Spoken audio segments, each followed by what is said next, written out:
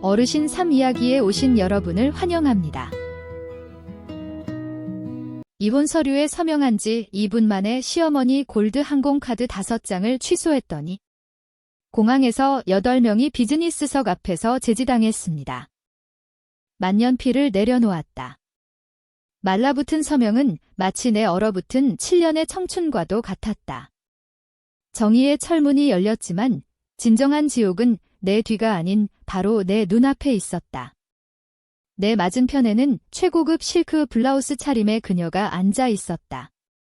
내가 피땀 흘려 모은 5장의 플래티넘 카드를 전리품처럼 과시하며 희희낙낙하고 있는 시어머니 최 여사였다. 그녀의 입가에 걸린 승리의 미소는 내게 마지막 독배와도 같았다. 나는 눈을 감았다. 손에 쥐어진 스마트폰이 뜨겁게 달아오르고 있었다. 더 이상 잃을 것은 없었다. 내게 남은 건 자존심, 그리고 부모님의 노후 자금인 2억 원뿐. 물러서지 않는다. 이 전쟁은 죄지은 자들의 피와 눈물로 끝맺어야만 했다. 나는 조심스럽게 만년필을 내려놓으며 합의서 위에 마지막 흑적을 남겼다. 그 순간 변호사 사무실의 시계바늘이 멈춘 듯 했고 묵은 서류 냄새와 무거운 침묵이 공기를 짓눌렀다. 민준 씨와 나의 7년 결혼 생활. 내 모든 청춘과 희망을 쏟아부었던 그 시간들이 이제는 저 메마른 서명 하나로 응축되어 버렸다. 나는 고개를 들었다. 맞은편에 앉은 전 시어머니 최 여사의 눈과 마주쳤다. 가죽 소파에 꼿꼿이 허리를 펴고 앉은 그녀는 짙은 화장 아래 숨길 수 없는 만족감을 드러내고 있었다. 그 미소는 아물지 않은 내 상처를 후벼 파는 예리한 칼날 같았다. 동작 참 굼뜨네, 서윤아. 최 여사가 입을 열었다.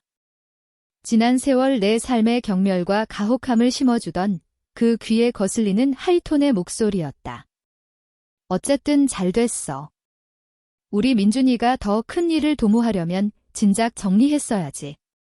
그녀는 내 전남편이자 자신의 아들인 민준을 곁눈질했다. 그는 무표정한 얼굴로 스마트폰만 들여다보고 있었다. 단 한마디 말도 없이 나를 투명인간 취급하는 그 행동은 뺨을 때리는 것보다 더 차가웠다. 결혼식장에서 영원한 사랑을 맹세했던 남자는 온데간데 없었다. 지금 내 앞에 있는 건 배신의 망령이자 독재자 같은 어머니의 그늘 아래 기생하는 유약한 겁쟁이일 뿐이었다. 나를 대변하는 김 변호사가 은밀하게 합의서 사본을 내 쪽으로 밀며 다시 확인하라는 눈빛을 보냈다. 나는 고개를 저었다. 조건은 이미 다 끝났다. 지금 중요한 건 위자료 따위가 아니라 이 숨막히는 결혼이라는 감옥에서 탈출하는 것이었다.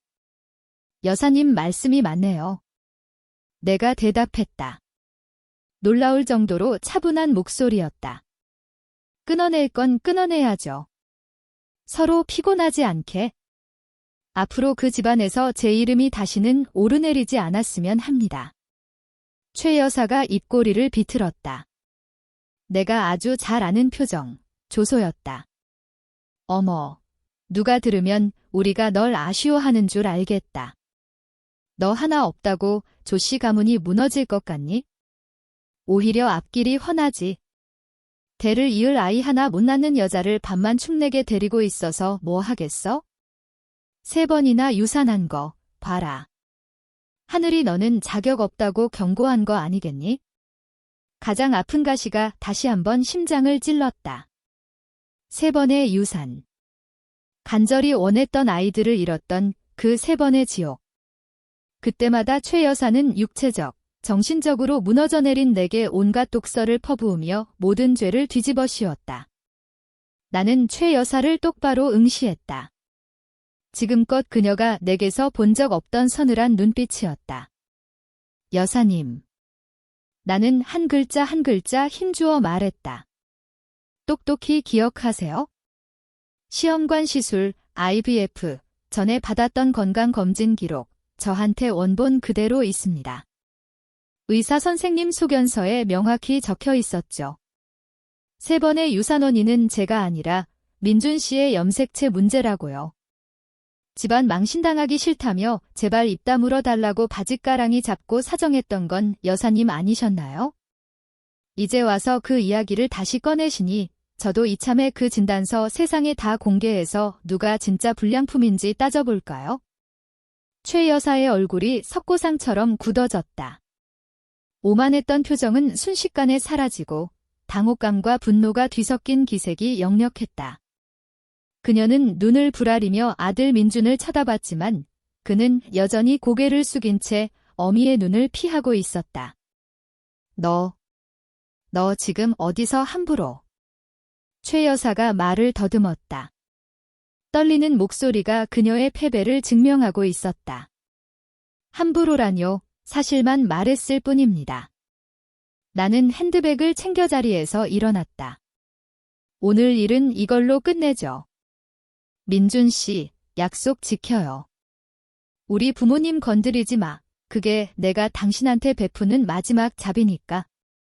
민준이 그제야 고개를 들었다.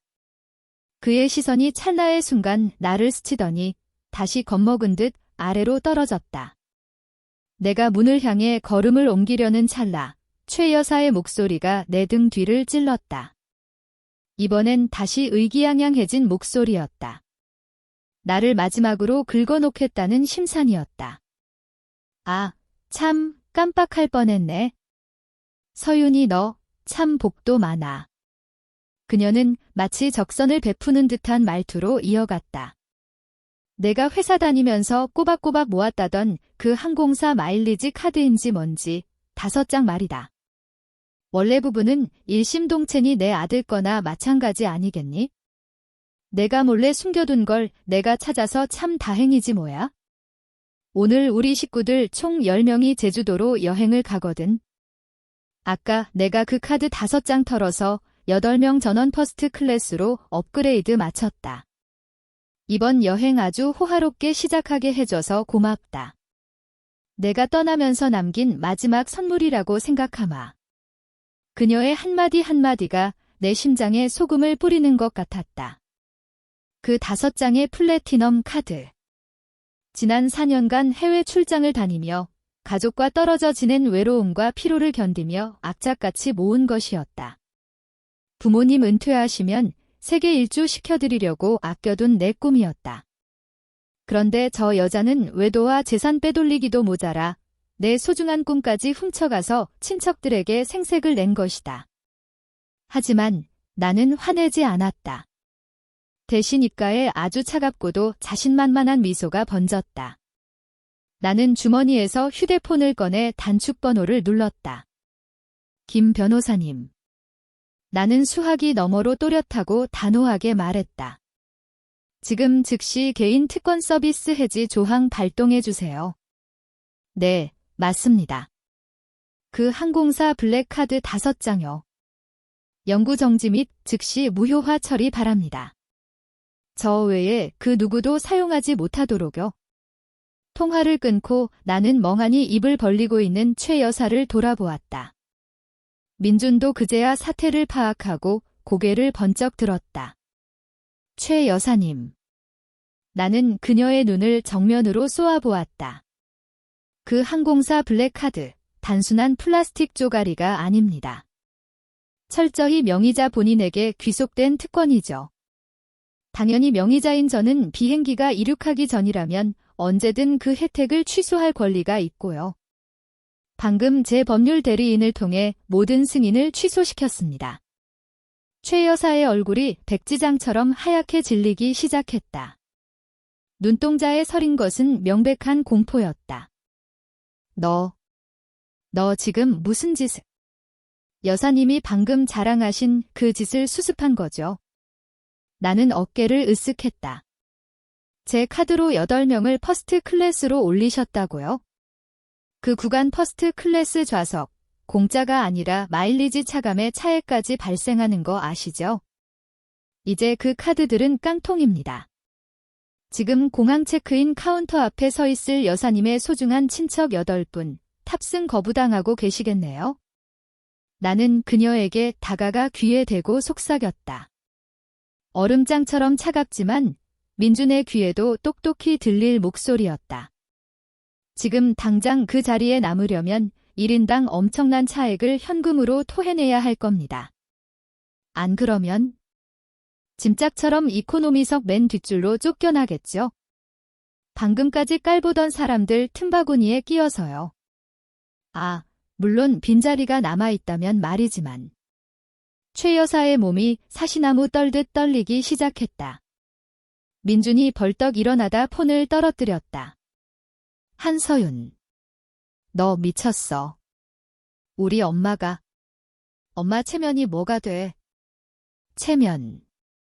나는 코웃음을 쳤다. 고작 체면 따위가 내 아이 셋을 잃은 고통과 비교가 될 것 같아. 7년 동안 날 식모 취급한 너희 어머니, 그리고 뒤에서 딴살림 차리고 돈 빼돌린 너희 모자의 파렴치함에 비하면 체면 타령은 너무 사치스러운 거 아닌가? 바로 그때 최 여사의 휴대폰이 요란하게 울려댔다. 그녀의 여동생이었다. 떨리는 손으로 통화 버튼을 누르자 스피커폰 너머로 다급한 비명이 터져나왔다. 언니, 이게 어떻게 된 거야? 카드가 정지됐대. 승급이 취소됐다잖아. 지금 당장 차액을 내지 않으면 탑승 못 시켜준다는데 그 돈이 일반석의 2배야. 총 별표 2천만 원, 약 2만 달러. 별표를 지금 당장 내라는데 미친 거 아니야? 언니 도대체 일 처리를 어떻게 한 거야? 우리 지금 개망신 당하고 있다고. 최 여사의 얼굴이 흑빛으로 변했다. 2천만 원. 아무리 부유한 집안이라도 결코 적은 돈이 아니었다. 무엇보다도 공항 직원들과 친척들 앞에서 당했을 공개적인 망신은 그녀의 허영심 가득한 자존심을 난도질하기에 충분했다. 나는 입가에 미소를 머금었다.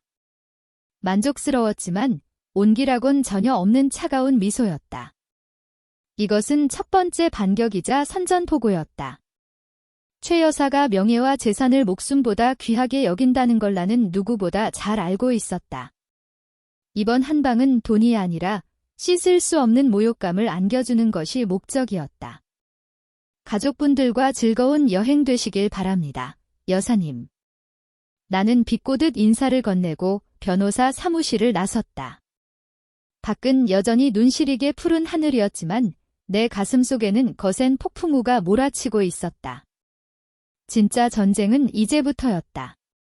그깟 이혼 합의서는 처절한 복수극의 서막에 불과했다. 참고 인내하며 울기만 하던 나약한 서윤은 죽었다.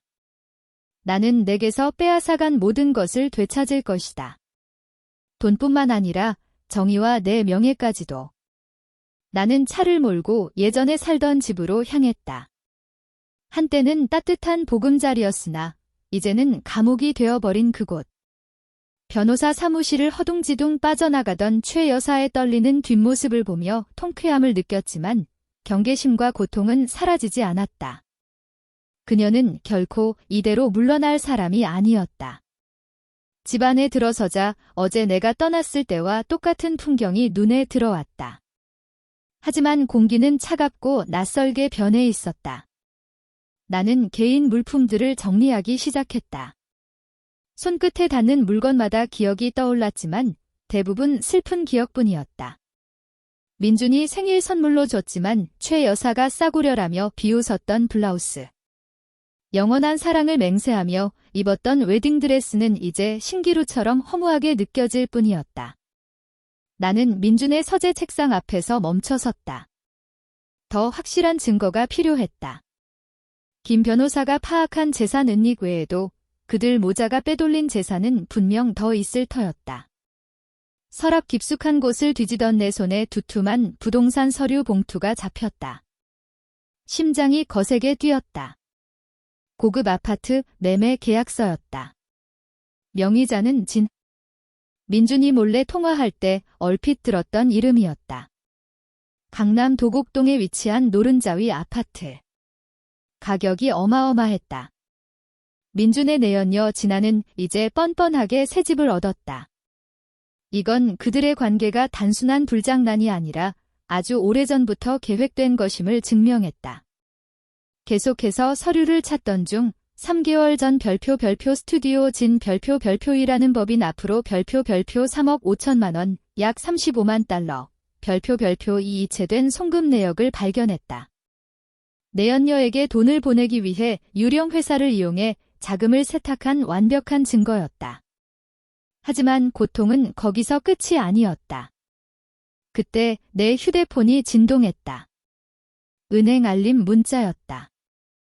부부 공동계좌 XXXX, 조민준님 개인 계좌로 8,500만 원 이체 완료. 잔액 50만 원, 8,500만 원. 이 돈은 우리 부부가 수년간 모아온 적금과 보너스를 합친 소중한 공동 재산이었다. 내가 이혼 합의서에 서명한 지 불과 몇 시간 만에 민주는 이 틈을 타 계좌를 텅 비워버린 것이다. 그들의 뻔뻔함에 비명이 터져나올 것만 같았다. 나는 망연자실하여 바닥에 주저앉았다. 이혼이 힘들 거라 예상은 했지만 이토록 잔인하고 탐욕스러운 밑바닥까지 보게 될 줄은 몰랐다. 그 순간 또 다른 서류 뭉치가 내 시야에 들어왔다. 대학병원 산부인과의 직인이 찍힌 의료비 청구서였다. 나는 떨리는 손으로 서류를 펼쳤다. 과배란 유도 및 체외 수정, IVF, 시술 비용 1억 원. 아래에는 내 서명이 있었지만 명백한 위조였다. 나는 시험관 시술을 받은 적도 이렇게 큰 비용을 쓴 적도 없었다. 1억 원. 순간 기억이 스쳐 지나갔다. 2년 전 아이 문제로 절망하던 우리 부부에게 최 여사가 찾아왔었다. 해외 유명 병원에서 시험관 시술을 받게 해주겠다며 비용이 많이 드니 자신이 부담하겠지만 절차를 빨리 진행하기 위해 보증금과 초기 비용이 필요하다고 했다. 그러면서 우리 부모님에게 사돈과 사위를 믿고 도와달라며 부모님이 평생 모아두신 노후 자금 1억 원을 요구했었다. 딸을 사랑하고 손주를 간절히 바라셨던 부모님은 일말의 의심도 없이 전 재산을 최 여사에게 건네셨다. 그 후 최 여사는 절차가 복잡하다는 핑계로 차일피일 미뤘고 나는 민준이 알아서 잘 처리하고 있다고만 믿었다. 그런데 이제 추악한 진실이 드러났다. 내 부모님의 노후 자금 1억 원의 최 여사는 시험관 시술을 핑계로 그 돈을 가로채 아들의 내연녀에게 집을 사주고 더 큰 재산을 빼돌리는 데 쓴 것이다. 머릿속이 하얗게 변했다. 나는 급히 친정엄마에게 전화를 걸었다. 목이 메어 말이 잘 나오지 않았다. 엄마, 나 이혼했어. 그리고 엄마, 우리 사기 당했어. 수화기 너머로 잠시 침묵이 흐르더니 쨍그랑 무언가 깨지는 소리와 함께 아빠의 다급한 비명이 들려왔다. 서윤아, 내 엄마 쓰러졌다. 지금 119 불렀어. 응급실 간다. 그제야 참았던 눈물이 터져나왔다. 이혼의 충격, 배신, 그리고 부모님의 노후, 자금까지 모두 잃었다는 사실. 이 모든 것이 평생 자식만을 위해 헌신해온 엄마를 무너뜨렸다. 시댁 식구들의 탐욕이 엄마를 쓰러지게 한 것이다. 나는 짐을 내팽개치고 지옥 같은 집을 뛰쳐나왔다. 이제 이 싸움은 단순히 재산을 되찾는 문제가 아니었다. 나 자신의 정의를, 그리고 무엇보다 부모님의 목숨과 건강, 명예를 되찾기 위한 처절한 복수전이 되었다. 나는 그 누구도 용서하지 않겠다. 내가 가진 모든 것을 걸고 그들의 추악한 음모를 밝혀내고 내가 받은 고통을 수백, 수천 배로 돌려줄 것이다. 차에 올라타 엑셀을 밟았다. 가슴속에는 증오의 불길만이 타오르고 있었다. 돈만 되찾는 것으로는 부족하다. 그들이 짓밟은 내 희망, 사랑, 그리고 삶에 대한 믿음까지 모두 되찾아야 했다. 미친 듯이 차를 몰아 병원에 도착했다. 엄마가 쓰러졌다는 생각에 눈앞이 캄캄했다. 응급실 앞에는 아빠가 서 계셨다. 하룻밤 새 10년은 늙어버린 듯한 야위고 초췌한 모습이었다. 아빠.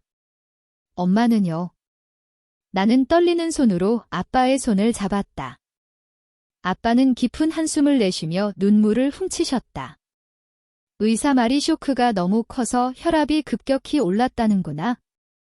지금은 의식은 돌아왔는데 간 수치가 이상하다고 정밀 검사를 해봐야 한단다. 죄책감과 후회가 심장을 옥죄었다. 노인들이 감당하기엔 너무 큰 충격이라는 걸 알면서도 내 감정에 치우쳐 너무 성급하게 모든 걸 말해버렸다. 다 제 잘못이에요, 아빠. 제가 입을 다물었어야 했는데. 내 잘못 아니다. 서윤아. 아빠가 고개를 저었다. 그의 눈빛에는 단호함이 서려 있었다. 그 집구석이 문제지. 사람이 어찌 그리 잔인할 수가 있냐? 내가 조 서방을 얼마나 믿었는데 어떻게 그런 짓을. 그 1억 원, 내 엄마랑 내가 평생 안 먹고 안 입고 모은 돈이야. 늙어서 자식한테 짐 되기 싫어서. 사돈이 손주 볼 욕심에 그런다길래 믿고 줬는데. 세상에. 아빠는 말을 잇지 못했지만 나는 그 속에 담긴 상실감을 뼈저리게 느꼈다. 그 1억 원은 단순한 돈이 아니라 부모님의 인생 그 자체이자 마지막 자존심이었다. 늦은 밤이 되어서야 대학 동기이자 이 병원의 유능한 의사인 친구 지민이 심각한 표정으로 걸어 나왔다. 서윤아. 어머님 의식은 회복하셨는데 좋지 않은 소식이 있어? 지민이 내 손을 꼭 잡았다. 초기 검사 결과 간암 1기야. 다행히 발견은 빨랐어. 그동안 스트레스가 심하셨던 것 같아. 이번 쇼크가 방아쇠가 된 거고. 청천벽력 같은 소리에 다리에 힘이 풀렸다. 간암이라니. 그 모자의 탐욕과 악행 때문에 엄마가 죽을 병을 얻었다. 지민아, 엄마랑 아빠한텐 비밀로 해줘. 적어도 치료 계획이 확실해질 때까진. 나는 터져나오는 울음을 억눌렀다. 알겠어. 하지만 서윤아, 마음 단단히 먹어야 해. 수술하고 항암 치료하려면 비용도 만만치 않을 거야. 어떻게든 할 거야. 내 모든 걸 팔아서라도 엄마는 꼭 살릴 거야. 아빠를 안심시켜드린 후 지민이 나를 조용한 복도 구석으로 끌고 갔다. 그녀의 얼굴에는 나를 대신한 분노가 가득했다. 서윤아, 내가 모르는 게 있어? 아까 조민준 봤어. 민준이. 그 인간이 여길 왜? 아니, 어머님 문병 온 게 아니야? 다른 여자랑 왔어. 별표지나 별표라는 여자. 나는 미간을 찌푸렸다. 내연녀. 걔가 여긴 왜? 지민이 휴대폰을 꺼내 사진 한 장을 보여주었다. 사진 속에서 민주는 배가 꽤 부른 임산부를 조심스럽게 부축하고 있었다. 임신 6개월은 되어 보이는 여자, 바로 진아였다. 그리고 그 옆에는 최 여사가 있었다. 셋은 마치 단란한 가족처럼 더없이 행복하게 웃고 있었다. VIP 산전 검사 받으러 왔더라. 벌써 6개월이래. 지민이 한숨을 쉬었다. 이 사람들 아주 오래전부터 계획한 거야? 민준 씨랑 최 여사가 정기검진 때마다 저 여자를 끔찍하게 챙겼다더라. 충격보다는 역겨움이 먼저 올라왔다. 6개월이라니. 내가 시어머니의 독서를 견디며 결혼 생활을 지키려 발버둥치고 몸만 가져가며 불임 치료를 받을 때 민주는 이미 딴 여자와 아이를 만들고 희희낙낙하고 있었다는 뜻이다. 더 소름 끼치는 건 이거야? 지민이 경멸 어린 목소리로 덧붙였다. 최 여사도 같이 왔다는 거. 자기 아들 가정을 파탄낸 상간녀인데 손주 낳아준다고 저렇게 받들어 모시고 있어? 지난주에 정밀 초음파 보러 왔을 때 내가 찍어둔 거야? 나는 사진을 뚫어지게 쳐다봤다. 민준이 진아를 바라보는 저 다정한 눈빛. 7년 결혼 생활 동안 나에게는 단 한 번도 보여준 적 없는 표정이었다. 분노는 어느새 차갑게 식어 텅 빈 증오만이 남았다. 고마워, 지민아. 이건 결정적인 증거야. 나는 자리에서 일어났다. 정신을 바짝 차려야 했다. 나 자신을 위해서뿐만 아니라 병든 부모님을 위해서라도. 병원을 나서자마자 김 변호사에게서 다급한 전화가 걸려왔다. 서윤 씨, 큰일 났습니다. 부모님 명의의 그 재건축 예정 주택 말입니다. 지금 은행에서 압류 통지서가 날아왔습니다. 조민준 씨가 부모님의 인감과 서명을 위조해서 그 집을 담보로 거액을 대출받았더군요. 눈앞이 캄캄해졌다. 그 집은 부모님이 평생 일궈오신 전부이자 두 분의 유일한 노후 대책이었다. 담보대출. 서명을 위조했다고요? 믿을 수 없는 잔인함에 되물었다. 민준 씨, 감히 그런 짓까지? 서류 위조가 아주 교묘합니다.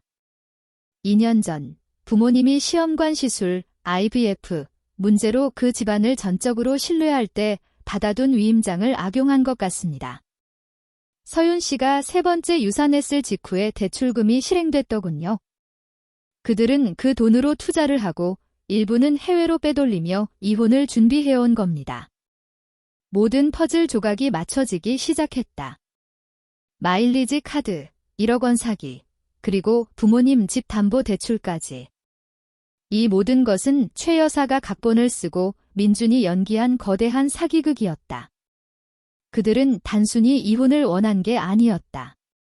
나와 내 가족을 발가벗겨 길거리로 내쫓으려 했던 것이다. 변호사님, 당장 압류 막을 수 있나요? 최선을 다하겠습니다.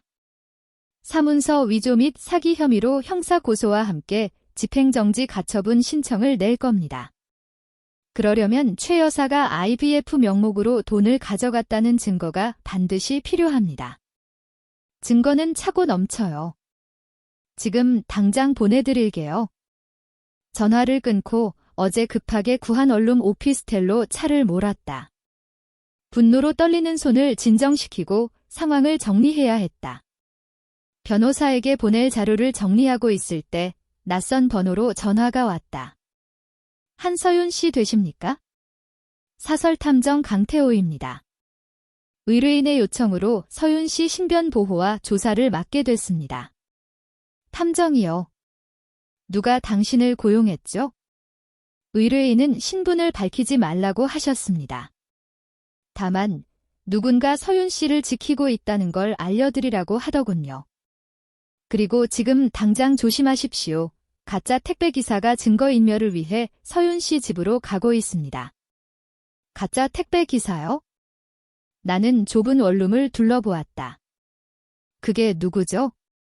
조민준 씨 회사 보안팀 직원입니다. 최 여사가 보냈죠? 문 열어주지 마십시오.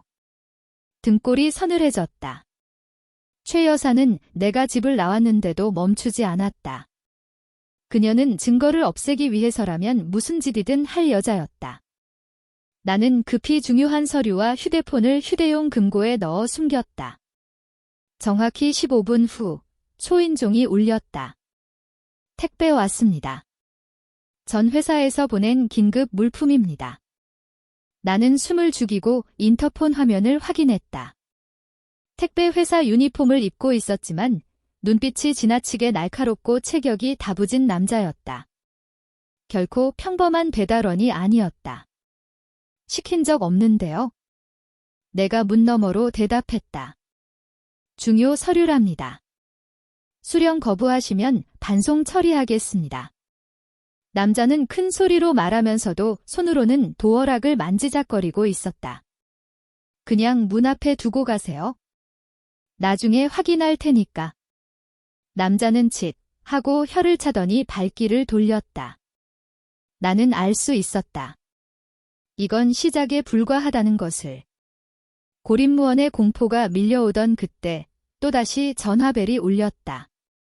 이번에는 이 전무님이었다. 2년 전 퇴사하신 내가 가장 존경했던 전 직장 상사였다. 서윤아, 기니 할 말이 있어서 전화했어. 통화 괜찮니? 이 전무님의 중저음 목소리에는 걱정이 가득 묻어 있었다. 네, 전무님. 말씀하세요. 너 2년 전에 승진 누락됐던 사건 기억하지? 내가 뇌물 받고 기밀 유출했다는 그 익명투서 말이야. 내가 퇴사하고 나서 개인적으로 좀 알아봤는데 그 이메일 발신 IP가 조민준 회사 내부망으로 확인됐어. 머리를 둔기로 맞은 듯 했다. 그 말은 범인이 최 여사란 소리지? 며느리가 너무 잘 나가면 아들이 기죽는다고 내 사회적 지위를 깎아내리려고 일부러 널 매장시킨 거야. 심지어 내가 임신 중일 때 말이야. 눈물이 말라버린 줄 알았는데 다시금 분노가 차올랐다. 내 커리어, 내 아이, 내 자존감. 모든 것을 앗아간 그 여자의 악랄함에 치가 떨렸다. 감사합니다. 전무님. 정말 큰 도움이 됐어요. 그리고 서윤아, 맞고소 준비해. 조민준 그놈이 널 부부 공동재산 횡령으로 고소했다. 마일리지 건이랑 내가 이혼 직전에 내 개인 계좌로 옮긴 500만 원 때문에 손해배상을 청구하겠다는 거야. 나는 헛웃음을 터뜨렸다. 고작 500만 원으로 고소를요? 잘 됐네요. 훨씬 더 아픈 걸로 갚아줘야죠. 나는 즉시 김 변호사에게 전화를 걸어 새로운 사실들을 전달했다. 변호사님, 전략을 수정하죠. 사기 및 횡령뿐만 아니라 민준 씨가 제 명의를 도용해 만든 유령 회사 세 곳도 철저히 파주세요. 제 직감인데 거기가 자금 세탁의 본거지일 겁니다. 이미 파악하고 있습니다. 김 변호사의 목소리는 침착했다. 조민준 씨가 서윤 씨 명의로 페이퍼 컴퍼니 3개를 세워서 탈세와 자금 세탁을 해왔더군요. 빼돌린 자산 규모만 별표 34억 원, 약 340만 달러, 별표입니다. 그들의 계획은 단순히 재산을 지키는 게 아니라 서윤 씨 명의로 불법 거래를 저지르고 나중에 모든 법적 책임을 서윤 씨에게 뒤집어 씌우려는 속셈이었습니다. 34억 원. 상상도 못한 액수였다. 그리고 나는 법적으로 공범이 되어 있었다. 더 이상 기다릴 것 없네요. 그들을 법의 심판대에 세우죠. 제가 당한 만큼, 아니 그 이상으로 갚아줄 겁니다. 창밖은 어두워졌지만 가로등 불빛이 내 앞길을 비추고 있었다. 가시밭길이겠지만 두렵지 않았다. 잃을 게 없는 사람은 무서울 게 없는 법이니까. 병원에 다녀온 뒤 내 머릿속은 오직 반격 생각뿐이었다. 다시 김 변호사에게 연락했다. 변호사님, 그 유령 회사들 건으로 당장 고소장 접수해주세요. 이혼 소송이 아니라 특정경제범죄 가중처벌법 위반으로요. 진정하세요, 서윤 씨. 김 변호사의 프로페셔널한 태도가 나를 안심시켰다. 부모님 집 압류 정지 신청과 재산 동결 신청은 이미 들어갔습니다. 하지만 시간이 걸려요. 지금 서윤 씨가 해야 할 일은 민준 씨가 명의를 도용했다는 증거를 확보하는 겁니다. 본인도 모르게 서명된 계약서나 사업자 등록증 같은 거요. 그래야 서윤 씨가 피해자라는 걸 입증할 수 있습니다. 나는 미친 듯이 증거를 찾기 시작했다. 휴대용 금고를 뒤집어 엎고 오래된 서류들을 샅샅이 뒤졌다. 그때 이 전무님에게서 다시 연락이 왔다. 서윤아, 급보야. 조민준이 최근에 매입한 용산의 고급 아파트를 급매로 내놨어. 시세가 10억 원, 약 100만 달러 정도 하는 곳인데 시세보다 20%나 싸게 이번 주 내로 팔아치우려나 봐에 현금화해서 해외로 튀려는 것 같아. 심장이 쿵쾅거렸다.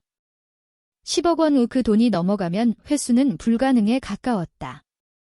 전무님, 감사합니다. 바로 변호사님께 알릴게요. 잠깐, 하나 더 우리 쪽 탐정이 알아낸 건데 최 여사가 지금 비밀 가족회의를 소집했어. 마일리지 사건으로 뿔난 친척들을 달래고 급전을 융통하려는 모양이야. 아니면 해외 도피 자금을 모으는 걸 수도 있고. 나는 휴대폰을 꽉 쥐었다. 전무님, 왜 이렇게까지 저를 도와주세요? 잠시 침묵이 흐르더니 이 전무님이 부드럽게 말했다. 난 내 능력을 아꼈어. 2년 전 그 억울한 누명으로 내가 무너지는 걸 보면서 늘 마음이 무거웠다. 넌 공정함을 돌려받을 자격이 있어? 난 그저 옳은 일을 할 뿐이야. 감사했지만 나는 여전히 경계를 늦출 수 없었다. 세상에 공짜 점심은 없다는 걸 너무 뼈저리게 배웠으니까. 나는 즉시 아파트 매각 정보를 김 변호사에게 넘겼다. 그는 즉시 부동산 처분 금지 가처분 신청을 내겠다고 약속했다. 서윤 씨, 조민준 측에서 재산 손괴 및 횡령으로 건 소송 소장이 도착했습니다. 심리적 압박용이네요. 상관없어요. 내 목소리에는 흔들림이 없었다. 그쪽한테 전해주세요. 법정에서 보자고. 내 모든 증거를 가지고 갈 테니 기대하라고요. 밤새도록 서류와 씨름했다. 파고들수록 그들의 악랄함에 치가 떨렸다. 조민주는 무능한 남편이 아니라 조직적인 사기꾼이었고 최 여사는 그 범죄 집단의 우두머리였다. 거울을 봤다. 헬쑥해진 얼굴이지만 눈빛만은 형형하게 살아있었다. 나는 더 이상 울기만 하던 한서윤이 아니었다. 나는 전사였고 정의가 실현될 때까지 멈추지 않을 것이다. 다음 날 엄마를 뵈러 병원에 갔다. 많이 야위셨지만 안색은 한결 나아지셨다. 간암 사실은 숨긴 채 그저 쇼크로 인한 요양이라고만 말씀드렸다. 아빠랑 얘기했다. 엄마가 내 손을 잡았다. 돈이야 있다가도 없는 법이다. 내 몸 상하는 게 더 걱정이야? 그 징글징글한 집구석에서 나온 것만으로도 엄만 다행이라 생각한다. 네, 엄마. 걱정 마세요. 제가 다 해결할게요. 병실을 나와 지민의 진료실로 향했다. 지민의 표정이 어두웠다. 서윤아, 진아와 뱃속의 아이에 대해 끔찍한 사실을 알아냈어. 뭔데, 지민아? 등골이 오싹해졌다. 불길한 예감이 스쳐 지나갔다. 지민이 내게 의료 기록지 한 장을 건넸다. 지난주에 양수 검사한 결과야? 진아 뱃속의 아이, 벌써 6개월이나 됐는데. 다운증 후군 확진 판정을 받았어. 세상이 멈춘 것 같았다. 다운증 후군이라니. 민준 씨랑 최 여사도 알고 있어? 분명 알 거야. 최 여사가 직접 관리하는 VIP 병동으로 결과가 통보됐으니까. 더 기가 막힌 건 최 여사가 출산을 강행하겠다고 고집을 피우고 있다는 거야? 낳겠다고. 왜? 그 여자가 장애를 가진 손주를 원한다고? 그건 최 여사의 그 대단한 자존심하고는 정반대잖아. 그러니까 모순이지. 간호사들이 수군대는 걸 들었는데 최 여사가 진아한테 무조건 낳으라고 닥달하더래. 산모 건강 따윈 안중에도 없고 이게 유일한 조씨 가문의 핏줄이니 무조건 지켜야 한다고 소리쳤다나 봐. 나는 미간을 찌푸렸다. 최 여사의 탐욕과 독선은 이제 광기의 영역으로 넘어간 듯했다. 껍데기뿐인 가문을 잇겠다고 병든 손주마저 이용하려 하다니. 그리고 하나 더 있어? 지민이 목소리를 낮췄다. 산전 기록을 보니까 유전자 검사 항목에 좀 이상한 점이 발견됐어. 담당 전문의 소견으로는 뱃속의 아이가 민준 씨 친자가 아닐 가능성도 의심된다고 해. 머리를 한 대 맞은 것 같았다. 민준의 아이가 아닐 수도 있다니. 그런데도 최 여사는 왜 그렇게 아이에게 집착하는 걸까? 설마 그 아이를 볼모로 민준과 진아를 조종하려는 걸까? 머릿속에서 퍼즐이 맞춰지기 시작했다. 급하게 재산을 빼돌리고 장애가 있는 아이라도 기어코 낳게 하려는 집착. 이 모든 것은 유산 상속과 관련된 거대한 음모의 징후였다. 병원을 나서는 발걸음이 무거웠다. 적이지만 진아가 불쌍하게 느껴졌다. 그녀 역시 최 여사라는 괴물이 만든 잔혹한 권력 게임의 장기말에 불과했으니까? 나는 내 집을 노리던 가짜 택배기사를 경고해줬던 탐정 강태호에게 전화를 걸었다. 강 탐정님, 진아와 최 여사를 감시해주세요. 도대체 최 여사가 왜 그 아이를 고집하는지 알아내야겠어요. 한서윤 씨, 마침 새로운 정보가 있습니다. 진아가 최 여사를 만나는 걸 포착했습니다. 분위기가 심상치 않았어요. 진아가 울면서 애원하는데 최 여사는 눈 하나 깜짝 안 하고 협박하더군요. 강탐정이 녹음 파일을 보내왔다. 잡음이 섞여 있었지만 최 여사의 표독스러운 목소리는 또렷하게 들렸다. 너 허튼 수작 부리지 마. 그 애는 우리 집안 핏줄이야. 지우기만 해봐. 너랑 내 가족들 쥐도 새도 모르게 이 바닥에서 매장시켜 버릴 줄 알아. 진아의 흐느끼는 목소리가 이어졌다. 여사님, 전 싫어요. 아이가 아프다잖아요. 무서워요. 저도 제 인생 다시 시작하고 싶어요. 다시 시작. 내 아들과 뒹굴었으면 내 인생은 이미 조씨 가문에 묶인 거야. 애 낳으면 돈은 섭섭지 않게 챙겨주마. 하지만 딴만 먹으면 알지. 최 여사의 잔인한 말에 소름이 돋았다. 그녀는 나뿐만 아니라 자신의 앞길을 막는 그 누구에게도 자비가 없었다. 나는 방향을 바꾸기로 결심했다. 이 진흙탕 싸움에 계속 끌려다닐 순 없었다. 최 여사의 이 뒤틀린 증오가 어디서 시작됐는지 그 뿌리를 파헤쳐야 했다. 나는 강탐정에게 최 여사의 과거를 조사해달라고 요청했다. 악마는 태어나는 것이 아니라 만들어지는 법이니까. 그날 오후, 강탐정이 보고서와 녹음 파일 하나를 보내왔다. 한서윤 씨, 최 여사의 옛 이웃을 찾았습니다. 꽤 친했던 분이라 사실대로 말씀해 주셨습니다. 녹음 파일을 재생했다. 나이 지긋한 여성의 사투리 섞인 목소리가 흘러나왔다. 최 여사, 참 기구한 여자지. 옛날 남편이 의처증에 손찌검이 심했어. 술만 마시면 그렇게 두들겨 팼지? 몸이고 마음이고 성한 데가 없었어. 한 번은 맞다가 유산까지 했는데 병원도 안 데려갔다니까? 그럼 아들인 민준 씨는요? 어린 민준이가 그걸 다 보고 자랐지? 근데 아비가 무서워서 찍소리도 못하고 숨어만 있었어. 남편 죽고 나서 최 여사가 도끼를 품고 아들을 키웠는데 지금 그 성격, 남편한테 당한 화풀이를 엄한 데다 하는 거야? 서윤 씨라고 했나? 그 댁며느리도 유산 3번 했다며? 최 여사가 며느리 잡는 거 보니까 옛날 자기 남편이 하던 짓이랑 판박이더구먼. 녹음기를 껐다. 혐오감과 연민이 뒤섞여 속이 메스꺼웠다. 최 여사는 가정폭력의 피해자였지만 그 고통의 사슬을 끊기는커녕 며느리인 나를 다음 희생양으로 삼아 대물림하고 있었다. 그것이 면죄부가 될 수는 없지만 적어도 그녀의 맹목적인 증오심의 원천은 알게 되었다. 복잡한 심경을 정리하고 있을 때 모르는 번호로 전화가 걸려왔다. 한서윤 씨 맞나요? 저 진아예요. 나는 침묵했다. 전혀 예상치 못한 타이밍이었다. 서윤 씨, 저 감시하고 있는 거 알아요. 저도 다 알게 됐어요. 여사님과 민준 씨가 절 속였어요.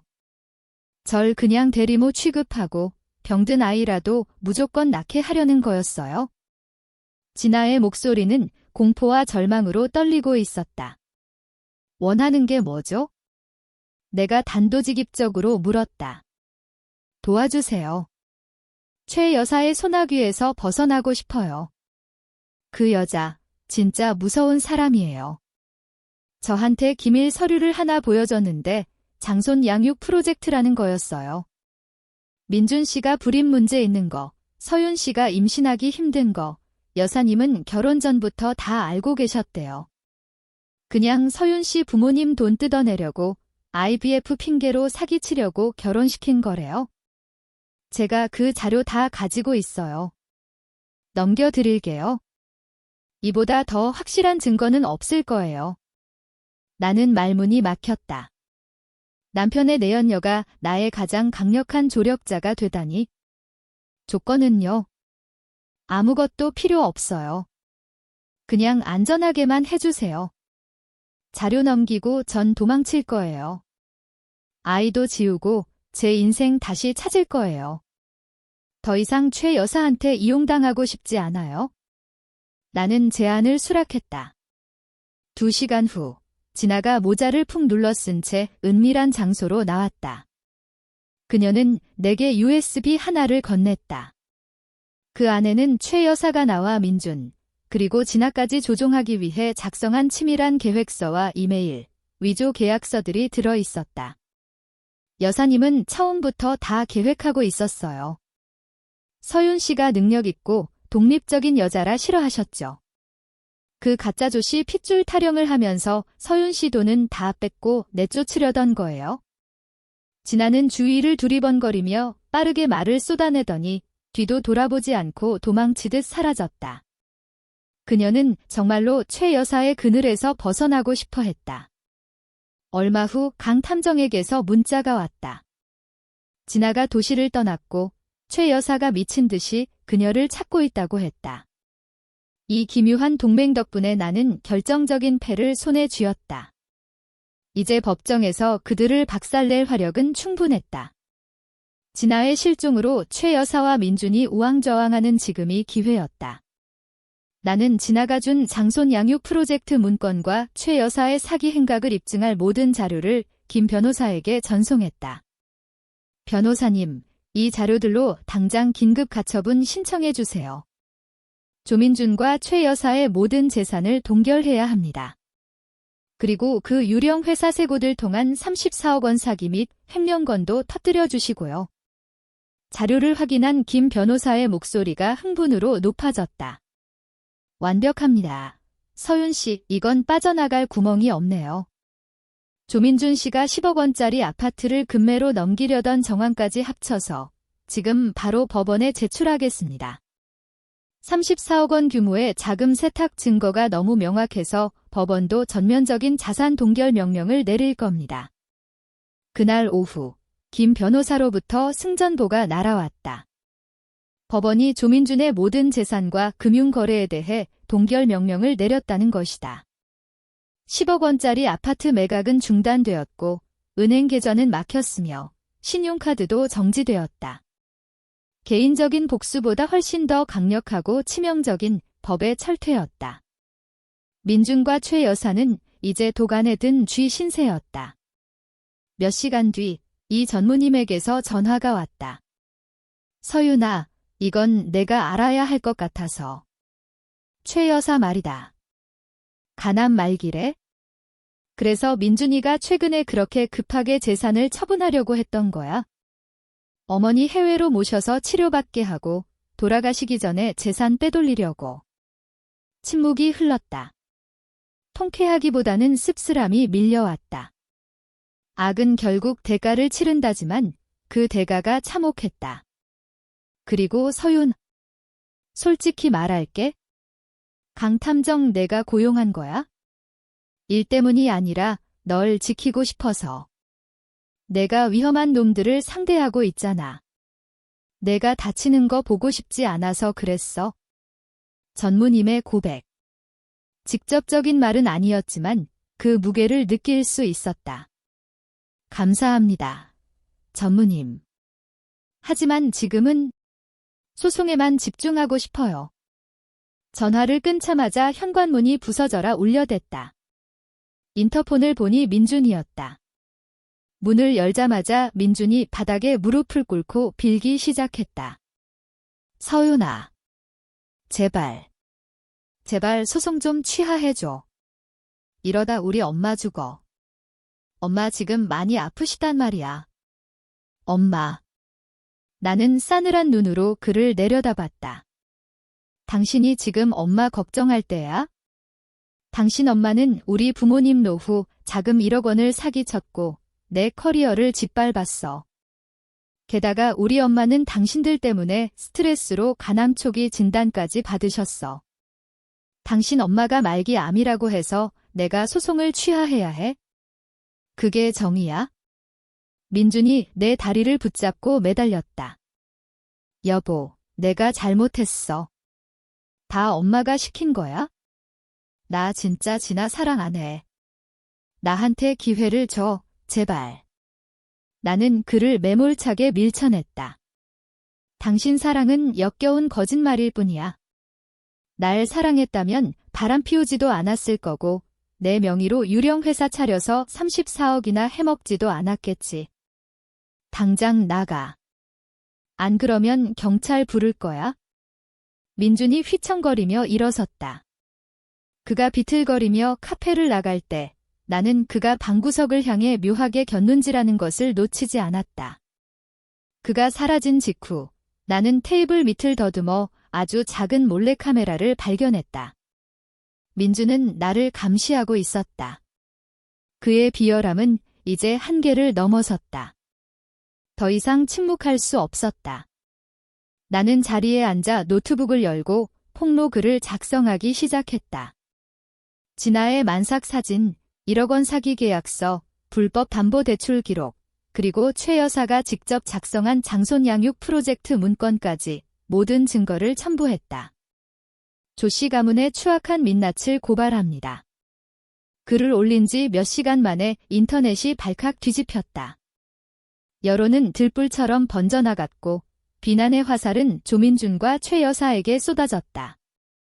명백한 증거들 앞에 민준의 회사는 주가 폭락이라는 직격탄을 맞았고 그들이 그토록 지키려 했던 가문의 명예는 산산조각 났다.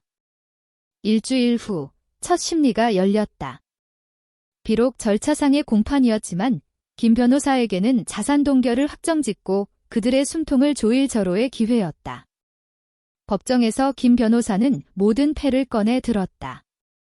존경하는 재판장님, 피고 조민준은 심각한 유책 배우자일 뿐만 아니라 부모님의 노후 자금 1억 원을 편취하고 사문서를 위조했습니다. 또한 피고 명의로 설립된 유령 회사 세고들 통해 34억 원 규모의 자금 세탁을 시도했으며 최근 10억 원 상당의 아파트를 금매로 처분하려 한 정황은 재산 은닉과 도피 의도가 명백함을 보여줍니다. 이에 본 대리인은 자산 동결 명령의 무기한 연장과 함께 본 사건을 서울지방검찰청 금융조세범죄전 담부로 이첩해 주실 것을 강력히 요청합니다. 민준 측 변호인단이 반박하려 했지만 산더미 같은 증거 앞에서는 무력했다. 판사가 판결봉을 들었다. 피고 조민준의 전 재산에 대한 동결 명령을 유지한다. 또한 제기된 34억 원 횡령 및 조세 포탈 혐의에 대해 검찰의 수사를 의뢰한다. 어깨를 짓누르던 거대한 짐이 내려가는 기분이었다. 그때였다. 방청석이 술렁이더니 비명과 함께 소란이 일어났다. 맨 앞줄에 앉아있던 최 여사가 벌떡 일어난 것이다. 머리는 산발이고 얼굴은 백지장처럼 하얗게 질려 있었다. 안 돼. 동결이라니. 너 이 독한 년. 그녀가 나를 향해 삿대질하며 악을 썼다. 내가 감히 내 아들을 죽이려 들어? 조씨 가문을 망하게 둬? 내가 널 가만 안 둬. 그녀는 표독스럽게 소리치며 내게 달려들려 했지만 법원 경위들에게 제지당했다. 바로 그 순간 최 여사가 가슴을 움켜쥐더니 피를 토하며 바닥으로 고꾸라졌다. 엄마. 민준이 비명을 지르며 뛰쳐나갔다. 재판은 긴급 중단되었고 최 여사는 구급차에 실려갔다. 병원 복도에서 민준이 나를 찾아왔다. 예전의 그 거만함이나 뻔뻔함은 온데간데없고 그는 완전히 무너져 내린 폐잔병의 몰골이었다. 서윤아. 봤잖아. 우리 엄마 곧 돌아가셔. 제발 부탁이다. 소송 좀 취하해줘. 내가 원하는 거 다 해줄게. 제발. 나는 그를 차갑게 내려다보았다. 내가 널 용서하라고? 재산 빼돌리고 우리 부모님 노후 자금 사기치고 나를 범죄자로 만들려던 너를? 내가 그렇게 멍청해 보여? 민준이 고개를 푹 숙이며 오열했다. 알아. 나 병신인 거 엄마가 너무 무서웠어. 시키는 대로 안 하면 나는 미안해. 정말 미안해. 널 사랑했지만 엄마가 더 무서웠어. 무서웠다고? 아니, 넌 엄마가 물려줄 그 유산이 사라질까 봐 무서웠던 거야. 넌 비겁해. 조민준. 내 그 비겁함이 내 인생을 망쳤고 이제 내 어머니까지 죽음으로 몰아넣은 거야? 그때 간호사가 다가왔다. 보호자분, 환자분이 한서윤 씨를 급히 찾으십니다. 의식이 돌아오셨는데 위독하세요. 병실로 들어갔다. 침대에 누운 최 여사에게서 예전에 기고만장하던 모습은 찾아볼 수 없었다. 죽음의 그림자가 짙게 드리워져 있었다. 서윤이. 왔니? 사과받으러 온 거 아닙니다. 알아. 마지막 거래를 하려고 불렀어. 소송 취하해. 지금 당장. 그럼 내 부모님 돈 1억 원 원금에 위자료로 5천만 원 더 얹어주마. 대신 입 다물고 조용히 사라져. 기가 막혀 헛웃음이 나왔다. 고작 5천만 원으로 위자료 퉁치시겠다고요? 당신 때문에 우리 엄마가 암에 걸렸는데? 최 여사의 흐릿한 눈동자에 마지막 도끼가 서렸다. 그럼 조건 하나 더 걸지? 내가 소송 취하 안 하면 나도 터뜨릴 거야. 내 엄마가 그 가짜 시험관 시술에 동의했다는 녹취록, 그리고 내 엄마 암 걸렸다는 사실. 동네방네 소문낼 거다. 내가 내 엄마 목숨 담보로 아들 감옥 보내는 독한 딸년이라는 거 알면 내 엄마가 그 충격 버틸 수 있을까? 죽음을 목전에 두고도 그녀는 내 어머니를 인질로 삼아 협박하고 있었다. 악마는 죽는 순간까지도 악마였다. 여사님. 나는 낮고 서늘한 목소리로 말했다. 당신은 이미 졌어요. 하지만 그 거래 받아들이죠. 소송 취하하겠습니다. 단, 조건이 있어요. 돈은 즉시 돌려주고 우리 부모님 속인 것에 대해 자필 사과문 쓰세요. 그리고 하나 더 이민준 씨랑 제 앞에서 똑똑히 자백하세요. 2년 전 내 커리어 망가뜨린 그 이메일 사건, 진범이 누군지. 최 여사가 눈을 감더니 알 수 없는 미소를 지었다. 좋아. 다 말해주마. 나는 민준과 함께 침대 곁에 섰다. 병실 안은 소독약 냄새와 절망감으로 가득 차 있었다. 약속대로 해, 민준아. 서윤이한테 위임장 줘라. 민준이 떨리는 손으로 서류를 건넸다. 내 부모님 계좌로 1억 5천만 원을 이체한다는 위임장이었다. 이 거래를 위해 계좌 동결을 일시적으로 풀었습니다. 민준의 목소리는 갈라져 있었다. 자, 이제 사과문 쓰시죠. 간호사가 건넨 보드판에 최 여사가 떨리는 손으로 글씨를 써 내려갔다. 삐뚤빼뚤하지만 내용은 명확했다. 시험관 시술을 빙자한 사기 행각에 대한 시인과 사과. 마지막 조건입니다. 내가 물었다. 2년 전 내 앞길 막은 그 투서. 누가 보냈죠? 최 여사가 나를 올려다보았다. 그 눈빛에는 피로와 뒤늦은 후회가 섞여 있었다. 나야. 그녀는 망설임 없이 털어놓았다. 민준이 회사 컴퓨터로 내가 보냈어. 며느리가 아들보다 잘 나가는 거 꼴 보기 싫었어. 내가 너무 높이 올라가면 우리 민준이 무시하고 버릴까 봐. 엄마. 진짜 엄마가 그랬어? 민준이 경악하며 소리쳤다. 시끄러워, 이 못난 놈아. 최 여사가 마지막 힘을 짜내 아들을 꾸짖었다. 다 널 위해서, 이 조씨 가문을 위해서 한 짓이야. 그녀는 거친 숨을 몰아쉬며 나를 노려보았다. 내가 널 왜 그렇게 미워했는지 아니? 넌 너무 강해. 감히 시댁에 맞서고 내 뜻을 거스르니까. 난 이 가짜 같은 조씨 핏줄을 내 손으로 끊어버리고 싶었어. 가짜 같은 핏줄이요? 나는 냉소를 지었다. 이미 썩어 문드러진 핏줄 타령은 그만하시죠.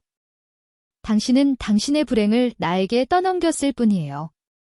장애가 있는 손주까지 도구로 쓰려던 당신이 누굴 탓해요? 당신이 다 망친 거예요.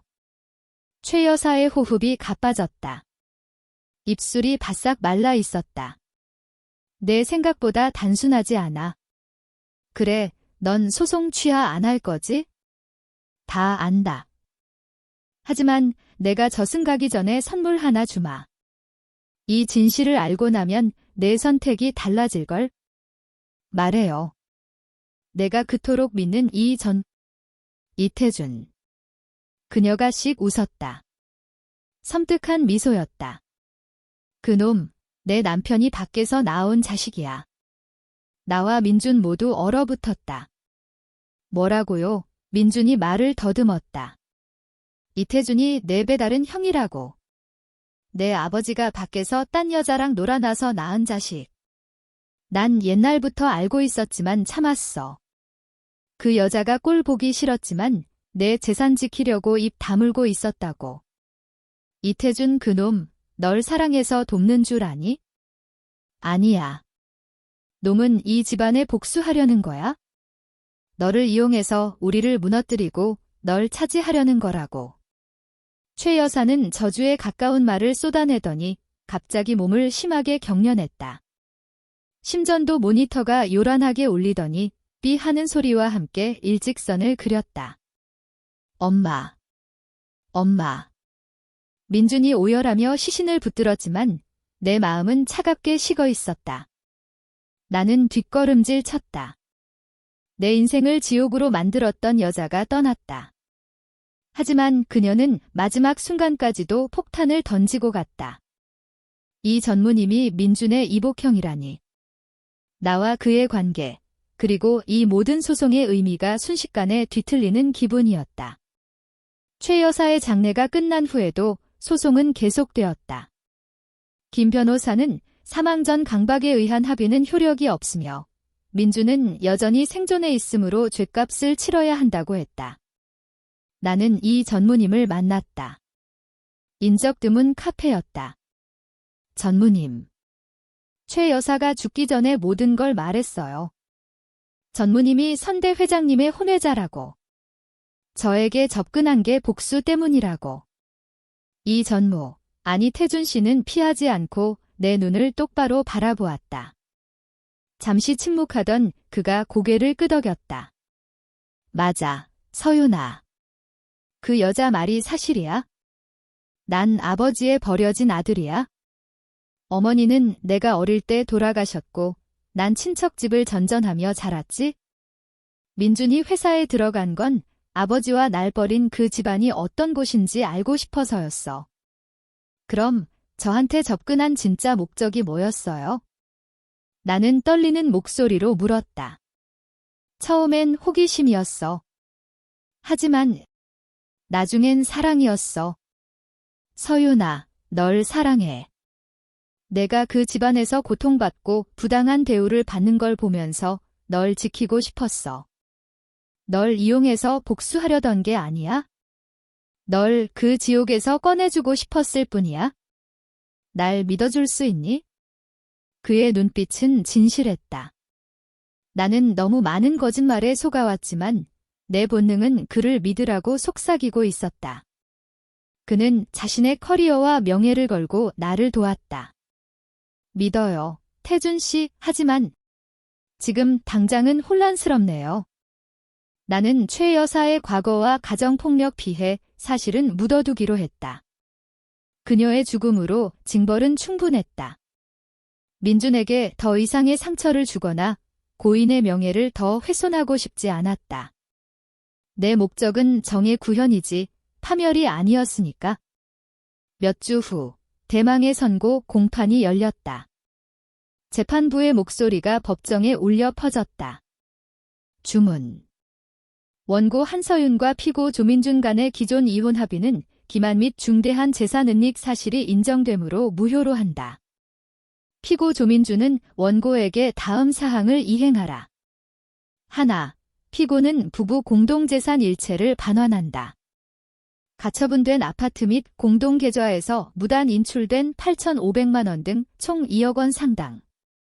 둘, 원고에 대한 정신적 피해보상금으로 5천만 원을 지급하라. 셋, 원고의 부모로부터 편취한 노후 자금 1억 원을 즉시 반환하라. 또한 피고 조민준이 유령 회사 세고들 통해 조성한 34억 원 상당의 비자금과 조세 포탈 및 자금 세탁 혐의에 대해서는 관련 사건 일체를 서울중앙지검 금융조세범죄전담부로 이송하여 수사를 계속한다. 정의는 승리했다. 조민준 앞에는 칠흑 같은 어둠만이 남았다. 그는 가진 모든 것을 토해내야 했고 감옥에 갈 위기에 처했다. 같은 날 진아로부터 편지가 도착했다. 고마워요. 서윤 씨, 당신 덕분에 지옥에서 탈출했어요. 아이는 지었고 저는 다른 도시에서 새 삶을 시작했어요. 부디 서윤 씨도 행복하고 평온해지길 빌게요. 병원에서도 기쁜 소식이 들려왔다. 엄마의 간암 수술이 성공적으로 끝났다. 주치의 지민은 경과가 아주 좋다고 했다. 통장에 입금된 반환금과 위자료를 바라보았다. 나는 이겼다. 완벽한 승리였다. 하지만 그 대가는 너무나 컸다. 몇 달이 지났다. 내 삶은 완전히 달라졌다. 지극정성으로 간호한 덕분에 엄마는 빠르게 회복하셨다. 암투병의 고통과 사기 사건의 충격은 가라앉았고 우리 가족에게 뒤늦게나마 평화와 행복이 찾아왔다. 민주는 어머니의 장례가 끝나고 재판이 마무리된 후에도 여러 번 연락을 해왔다. 심지어 내가 새로 구한 오피스텔 앞까지 찾아와 무릎을 꿇고 애원했다. 서윤아, 내가 다 잘못했어. 제발 우리 다시 시작하자. 이제 어머니도 안 계시니 날 올가맬 사람은 없어. 내 남은 인생을 다 바쳐서 너한테 속죄할게.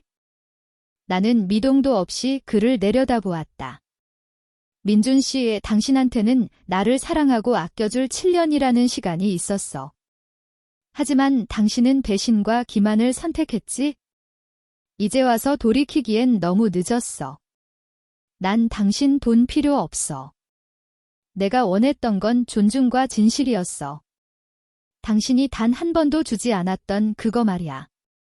가서 검찰 조사나 성실히 받아.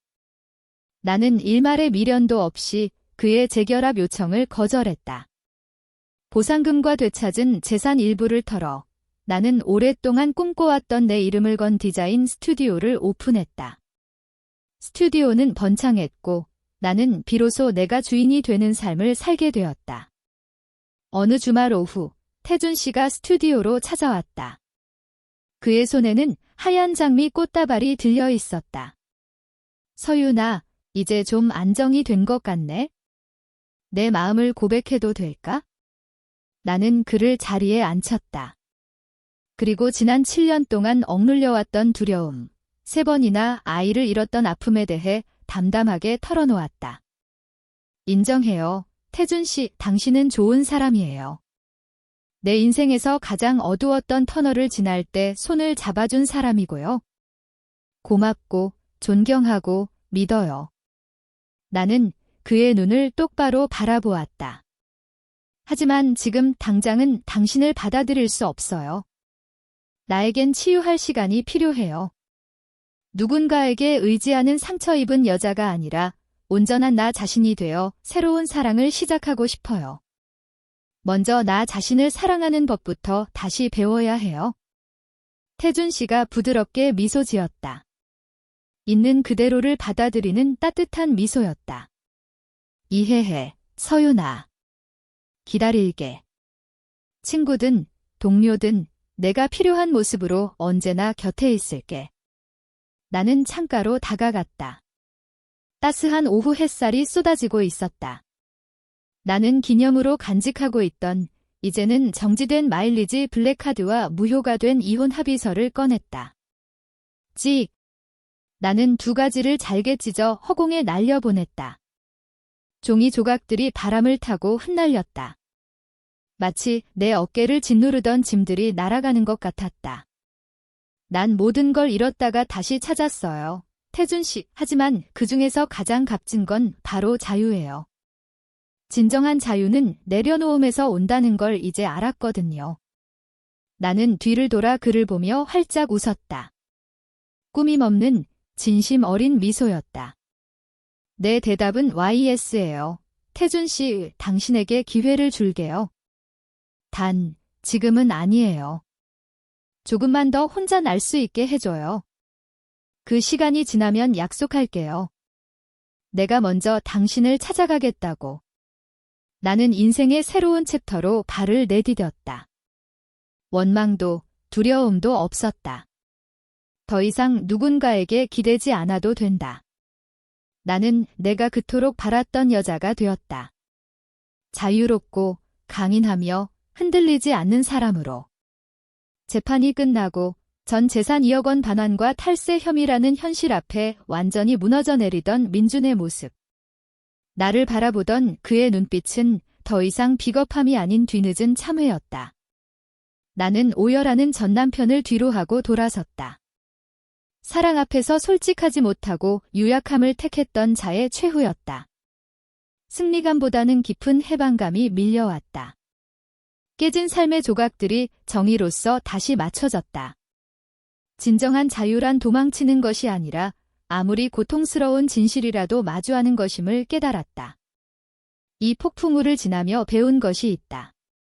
맹목적인 인내는 악을 키울 뿐이며 선의는 마땅한 곳에 베풀어야 한다는 것. 여자는, 아니 사람은 스스로를 귀하게 여기고 옳지 않은 것에 맞서 싸우며 가족을 지킬 줄 알아야 한다는 것을. 돈은 잃었다가도 벌 수 있지만 품격과 진실은 값을 매길 수 없다. 가장 중요한 건 증오를 내려놓고 마음을 치유하는 것, 그리고 태준 씨에게 한 약속처럼 밝은 미래를 맞이할 준비를 하는 것이다. 대답은 YS. 하지만 지금은 아니에요. 이것으로 마일리지의 역습, 가제, 이야기를 마칩니다. 인생은 예상치 못한 시련과 놀라움으로 가득 찬 긴 여정입니다. 이 이야기가 여러분에게 울림을 주었다면, 그리고 시련 속에서도 꺾이지 않는 강인함에 공감하셨다면 구독과 댓글 부탁드립니다. 더 깊이 있고 의미 있는 작품으로 다시 찾아뵙겠습니다.